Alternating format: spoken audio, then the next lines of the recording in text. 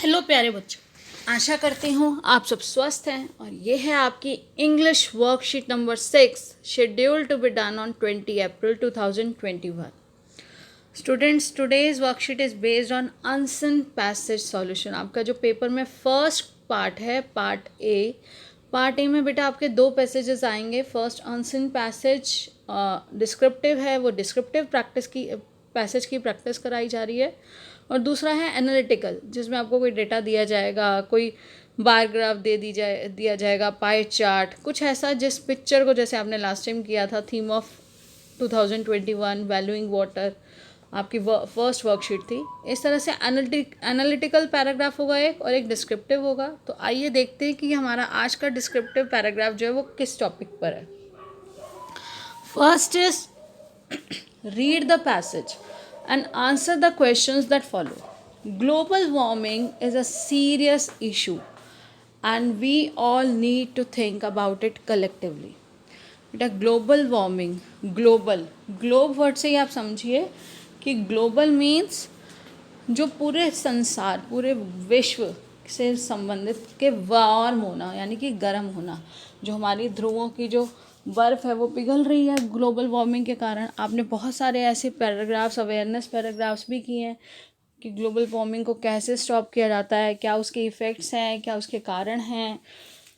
तो आज उसी से संबंधित एक अवेयरनेस क्रिएट करने के लिए पैसेज है जिसमें ग्लोबल वार्मिंग सीरियस इशू है, सच में बहुत सीरियस इशू है, and we all need to think about it collectively. और किसी एक के सोचने से या करने से नहीं होगा, हम सबको एक साथ मिलकर इसके बारे में सोचना होगा. The reason for it is increased human activity. हम लोगों ने नए नए ऐसे अपने आविष्कार किए हैं, ऐसी हमारी एक्टिविटीज़ हैं, कुछ ऐसे कार्य हैं जिनके कारण क्या होता है, वो जो हमारी ग्लोबल वार्मिंग वाली गैसेस हैं वो बढ़ जाती हैं. तो ये हमारी ह्यूमन एक्टिविटी किसकी वजह से हो रहा है. With the advent of industrial revolution, the slow and gradual degradation of environment had begun. तो बेटा आगमन है origin. With the advent of industrial revolution, जब औद्योगिक क्रांति आई, बहुत सारे उद्योग आए, तो धीरे धीरे स्लो एंड ग्रेजुअल, धीरे धीरे क्या हुआ, हमारे पर्यावरण को क्षति पहुंचनी शुरू हुई. उद्योगों से निकला हुआ वेस्ट मटेरियल, हवा गंदी, उससे हमारे जो एनवायरनमेंट है उस पर क्या हुआ, वो डिग्रेड होने लगी, उसकी क्वालिटी डिटोरेट करने लगी, उसको क्षति पहुंचने लगी. नाउ अब we can witness around us the climate change. अब हम अपने आसपास देख सकते हैं कि किस तरह से क्लाइमेट चेंज हो रहा है. राइजिंग टेम्परेचर बढ़ता जा रहा है all over the world. Disturbed weather pattern, कब आपका मानसून आता था एक रेगुलर पैटर्न नहीं है, कभी भी कहीं फ्लड आ जाता है, सुनामीज आ जाती हैं. एनवायरनमेंट अपने जो नेचर है अपना बैलेंस बनाने के लिए कई बार नेचुरल डिजास्टर्स भी होते हैं इस वजह से. Why do we need to worry about, हमें इसकी चिंता करने की क्या ज़रूरत है. And what can we do to save our earth, और हम क्या कर सकते हैं अपनी अर्थ को, अपनी पृथ्वी को बचाने के लिए. Some of the expected impacts on our life are, अब हमारी लाइफ पे क्या असर हो सकता है अगर हमने इसका ध्यान ना दिया. डैमेज टू आवर होम्स, हमारे जो घर हैं, देखिए वो ऐसे मटेरियल से बने हैं, उनमें बहुत सारी ऐसी चीज़ें कि टेम्परेचर चेंज होते ही इग्निशन टेम्परेचर आ जाता है, वो जल जाती है, वेदरिंग होती है, बहुत जल्दी ख़राब हो जाते हैं. फ्लड और फायर्स, फ्लड, आप देखिए बहुत जल्दी बाढ़ आ जाती है. जब ग्लोबल वार्मिंग होगी तो ध्रुवों पर, पोल्स पर जो बर्फ़ है वो पिघल जाएगी, तो उससे क्या होगा, बाढ़ आ जाएगी. फायर, आग लग जाती है जब बहुत ज़्यादा टेम्परेचर बढ़ जाता है. तो outdoor work could become unbearable, असहनीय. अनबियरेबल क्या होता है, जिसको आप टॉलरेट नहीं कर सकते. इनटॉलरेबल है, अनबियरेबल है, असहनीय है. आप बाहर जाकर काम कर ही नहीं पाएंगे. और जब पूरे टाइम आप घर के अंदर रहेंगे तो क्या होगा, हायर इलेक्ट्रिक बिल आएंगे, लोग एसी भी चलाएंगे, पंखे चलाएंगे, कूलर चलाएंगे. तो उन सब के लिए क्या चाहिए, ऊर्जा चाहिए जो बिजली के थ्रू मिलेगी. And more blackouts, rising taxes, more allergies and health risk. और उनसे क्या होगा, जब बहुत ज़्यादा एनर्जी को हम यूज़ करेंगे तो बिजली यूज़ होने के बाद और उत्पाद जब नहीं होगा, उसका और उत्पादन नहीं होगा, तो ब्लैकआउट्स, बहुत लंबे लंबे समय तक बिजली चली जाएगी, हमारे पास ऊर्जा का कोई साधन नहीं बचेगा.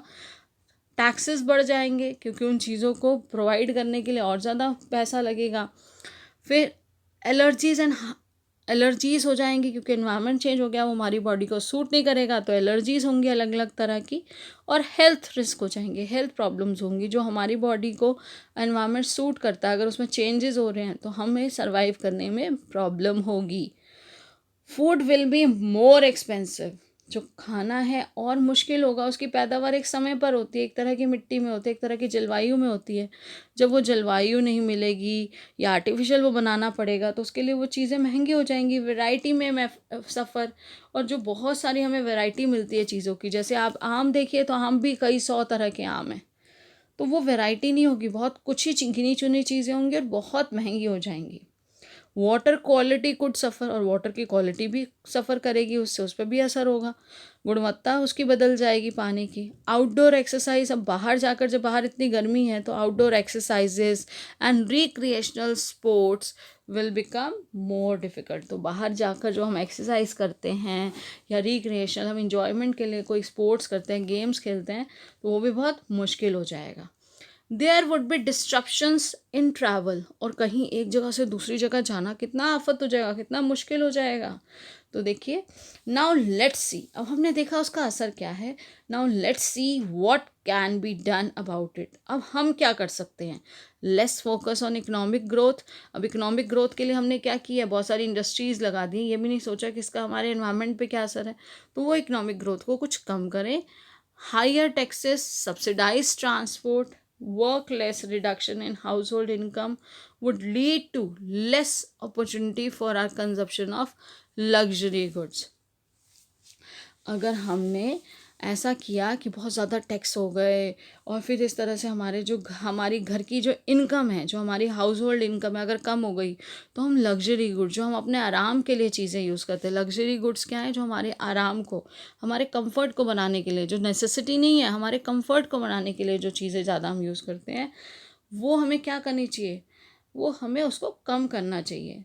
Think locally, keeping in mind the impact on farming. और अगर कम कमाएंगे तो चीज़ें वैसे भी हम कम ही खरीद पाएंगे जो हमारे लग्जरी के लिए, कंफर्ट के लिए हैं। और हमें थिंक लोकली, अपने आसपास जो हमारे प्रोडक्ट्स मिल रहे हैं, रिसोर्सेज मिल रहे हैं, हमें उन पे, जैसे आया ना गो वोकल लोकल, तो यहाँ पे क्या है, यहाँ प्रधानमंत्री जी ने भी ये कहा कि लोकल जो चीज़ें हैं उनको प्रमोट करो, उनका इफ़ेक्ट इतना बुरा नहीं है। हम टेक्नोलॉजी के पीछे तो जाते जा रहे हैं, लेकिन उसका इफ़ेक्ट कहीं ना कहीं नेगेटिव भी है। उसको प्रोड्यूस करने के लिए, उसको यूज़ करने के लिए बहुत सारी हमारे एनवायरनमेंट पे बहुत उसका बैड इफ़ेक्ट है। अब देखिए, keeping in mind the impact of farming, energy production, waste disposal. हमें अपने जो फार्मिंग है, हम एग्रीकल्चरल सोसाइटी, हमारा इंडिया एग्रीकल्चरल कंट्री है, उसमें फार्मिंग को इम्पोर्टेंस देनी चाहिए। एनर्जी प्रोडक्शन, वेस्ट कैसे कहाँ पे डिस्पोज किया जाना चाहिए। Learn about the nature and look after it, हमें नेचर, प्रकृति के बारे में जानना चाहिए, उसका ध्यान रखना चाहिए।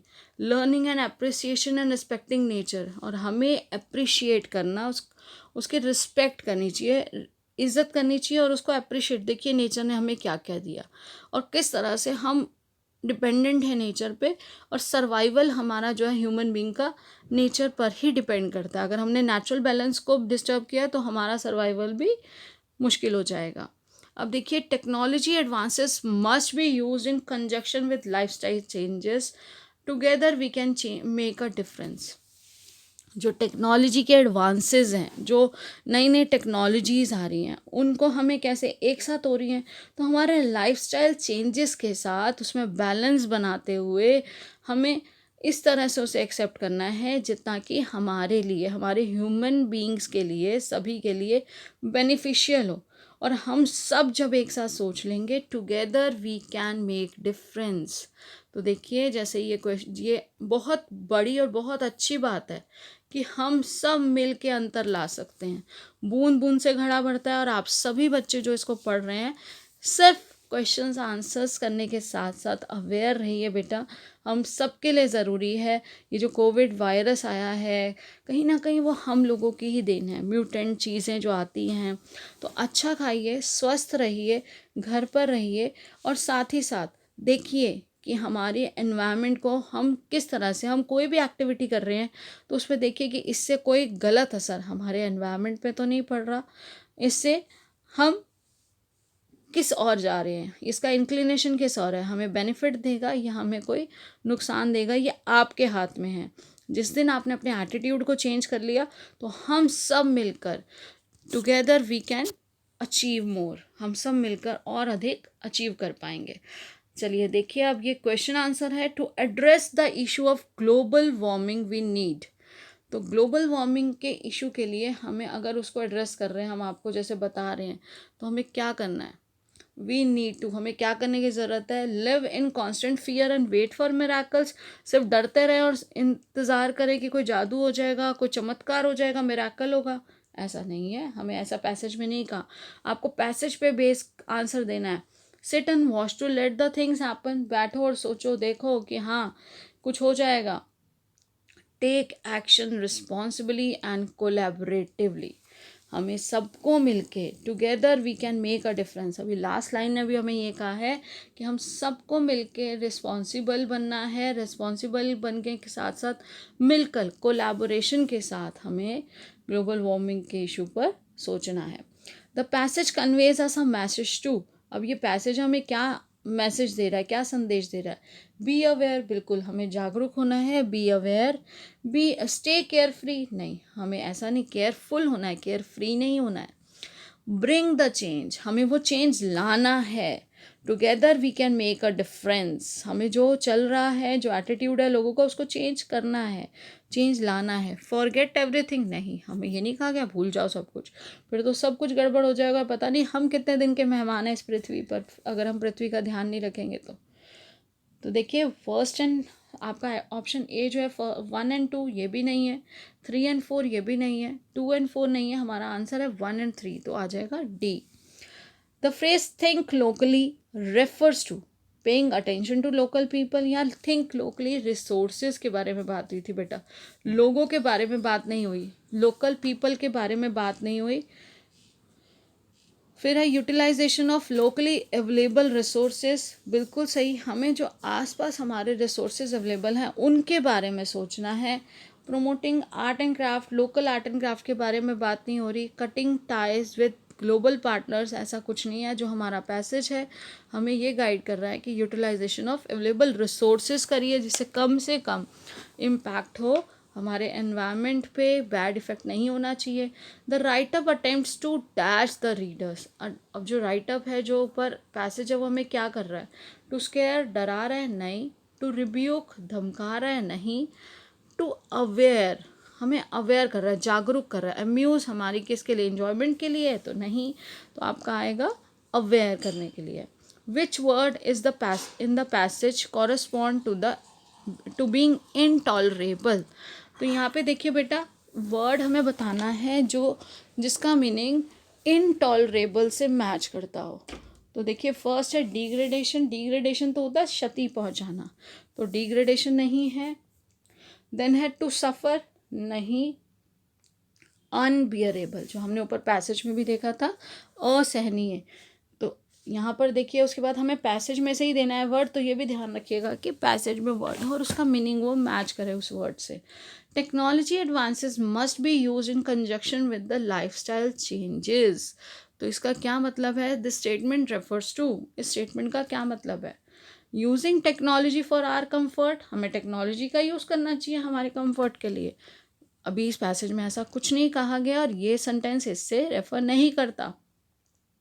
Relying on technology for everything, हमें टेक्नोलॉजी पे हर चीज़ के लिए निर्भर हो जाना चाहिए, बिल्कुल भी नहीं। Technology as a guide for our lifestyle, technology को एक गाइड की तरह हमें यूज़ करना चाहिए अपने लाइफस्टाइल में, बिल्कुल नहीं।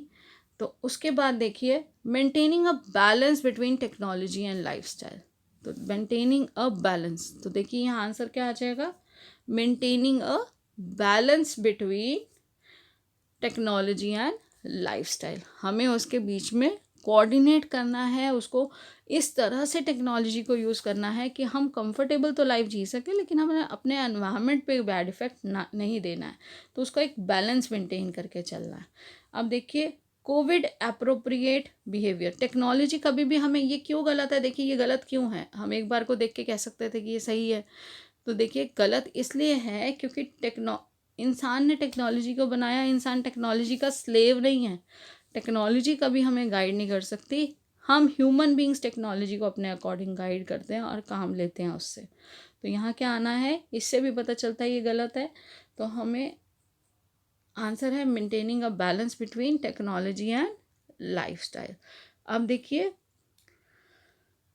ऊपर अगर आप देखेंगे, ये आपने आंसर्स नोट कर लिए होंगे। Last but not the least, Covid appropriate behaviour आपको बेटा फॉलो करना है। Keep maintaining Covid appropriate behaviour, wash your hands regularly with soap and water, always wear a mask and maintain the physical distance of 6 feet और 2 yards. बेटा बहुत ज़्यादा फैल रहा है, तो मैं आपसे यही रिक्वेस्ट करूँगी, अनुरोध करती हूँ कि आप लोग बाहर ना जाएं। फैमिली मेम्बर्स भी जिनके लिए जाना ज़रूरी है वो लिस्ट बनाकर लेकर जाएं, एक ही बार अपने सारे काम बाहर से कर कर आएँ। बार बार आप बाहर एक्सपोज हो जाते हैं, आपकी बॉडी, आप हर तरह से आपका सिस्टम जब बाहर एक्सपोज होता है तो आपको नहीं पता कि कौन व्यक्ति बाहर कैसा है, कहाँ पर वायरस है, वो माइक्रोस्कोपिक ऑर्गेनिज्म है, हमें दिखाई नहीं देता। और अब तो पैनिक नहीं करना है, घबराना नहीं है, लेकिन अपने आप को सुरक्षित रखना है। तो keep learning and enjoying, stay blessed and healthy. Thank you, have a nice day.